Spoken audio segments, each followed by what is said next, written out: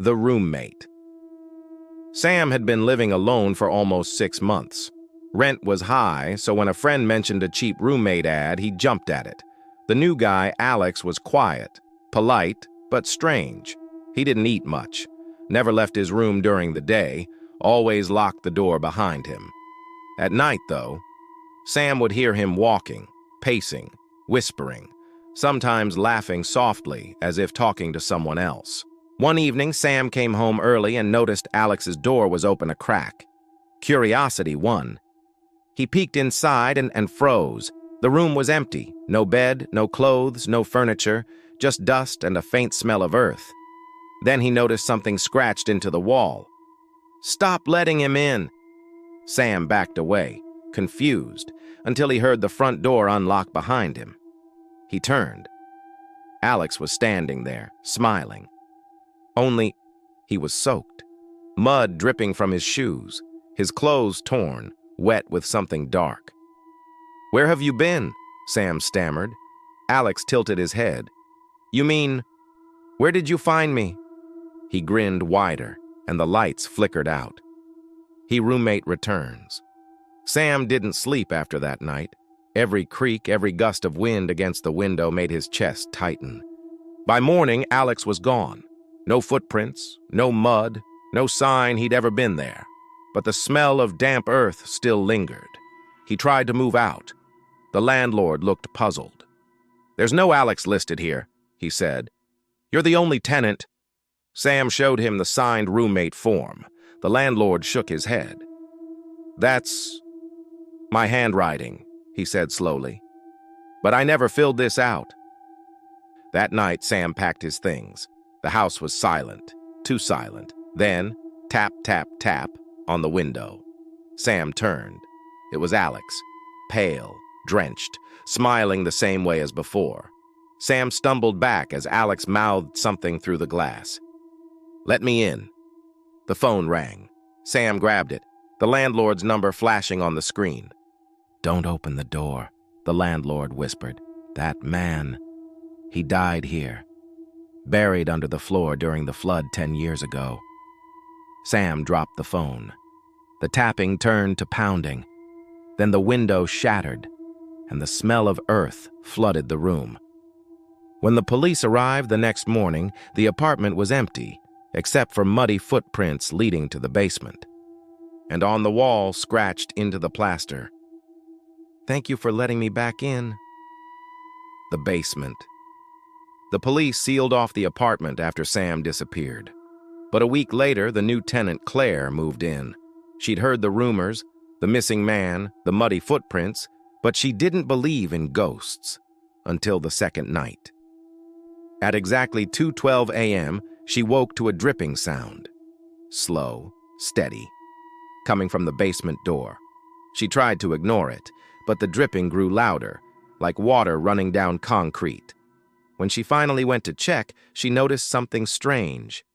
The basement door was nailed shut. Dozens of nails hammered deep, crookedly, as if in a panic, and carved into the wood, almost invisible under the chipped paint, were 2 words: "Stay buried." She backed away, trembling. Then came the whisper from behind the door. "You shouldn't be here." Her breath caught. The nails began to creak one by one, pulling loose. Something was pushing from the other side. The smell of wet soil filled the hall. Claire screamed and ran for the exit, but the front door wouldn't open. Her phone buzzed on the floor. A message from an unknown number. "It's Alex. Tell Sam to stop running." Then from the basement, a voice. Calm, familiar, human. "Claire, come help me dig him up." The nails all burst free at once. The door swung open, and a flood of black water and mud poured out, filling the hall. When it stopped, the hallway was empty. No Claire, no door, no sound, only the smell of earth. And on the floorboards, written in wet fingerprints, one more roommate left. The well. After the disappearances at 43 Maple Street, the building was condemned. But a few months later, construction began nearby. A new housing project built over the old floodplain. The workers called it Hollow Creek Estate. The first week went fine. Then they hit something under the soil, not rock, not pipe. A stone well buried deep beneath the ground. When they tried to fill it, the dirt kept sinking. By the next morning, the hole had reopened on its own. One of the workers, Malik, dropped a flashlight down to see how deep it went. The beam fell for nearly 10 seconds before it hit water. The sound echoed, but something echoed back. "Who's there?" He froze. The voice sounded just like his own. That night, he dreamt he was standing at the well again. Someone was climbing up the inside, pale hands scraping stone, dragging themselves higher. When he woke, his boots were wet, mud on the floor, footprints leading to the door. He followed them outside. They stopped right over the buried well, and from beneath the soil a whisper rose, "You dug us up." The sound, beneath the ground. Malik couldn't sleep after what he heard. Every time he closed his eyes, he dreamt of the well, the dripping, the echo of his own voice calling back to him. By the third night, the sound had changed. It wasn't an echo anymore. It was breathing. At 3 a.m., he stepped outside with his flashlight. The dirt where the well had been filled in looked uneven, like something had been pushing from underneath. He crouched down. The ground pulsed once like a heartbeat. Then came the hum, low, deep, and spreading through the soil like a tremor. The light flickered. His radio crackled to life with static. Through the noise, a voice whispered, "You buried us wrong."